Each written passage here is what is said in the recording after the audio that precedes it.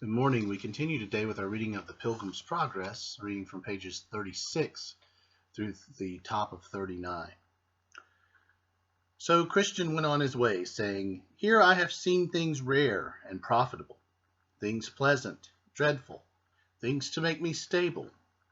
In what I have begun to take in hand, then let me think on them and understand. Wherefore they showed me was,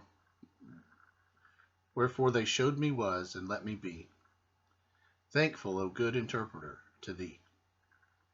Now I saw in my dream that the highway up which Christian was to go was fenced on either side with a wall, and that wall is called salvation.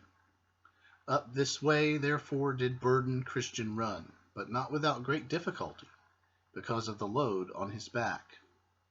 He ran till he came at a place somewhat ascending, and upon that place stood a cross, and a little below the bottom a sepulchre.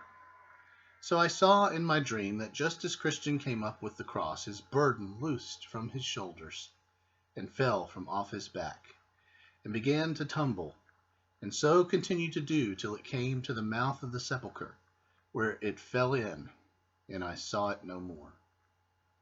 Then was Christian glad and lightsome, and said with a merry heart, He hath given me rest by his sorrow and life, and by his death. There he stood a while to look and wonder, for it was very surprising to him that the sight of the cross should thus ease him of his burden. He looked therefore and looked again, even till the springs that were in his head sent water down his cheeks. Now as he stood looking and weeping, behold, 3 shining ones came to him and saluted him with, "Peace be to thee." So that the first said, "Thy sins be forgiven." The second stripped him of his rags and clothed him with a change of raiment.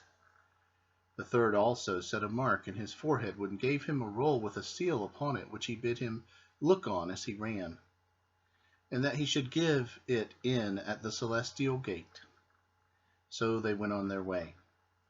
Then Christian gave 3 leaps for joy, and went on singing, "Thus far did I come loaden with my sin, nor could I ease the grief that I was in, till I came hither. What a place this is! Must here be the beginning of my bliss? Must here the burden fall from off my back? Must here the strings that bound it to me crack? Blessed cross, blessed sepulchre, blessed rather be the man that there was put to shame for me."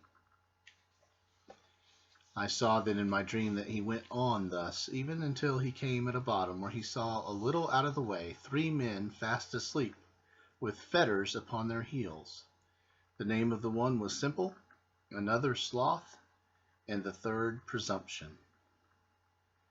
And we'll look at that next time. This is a special part of the book because it is the part where the burden falls away and the freedom comes as the cross and the empty tomb have their way with the burden on Christian's back. I love the phrasing of the middle of this section. Christian was glad and lightsome, and said with a merry heart, He hath given me rest by his sorrow and life, by his death. And then he goes on singing, and I notice here he sings to himself. And a Christian, because of the joy that we have in Christ, we can go on singing through the day, even in our own homes, even alone. And that's a good thing. That's an indication, perhaps, of the spiritual life there. So whether you can carry a tune or not, you've got a tune in your heart to sing.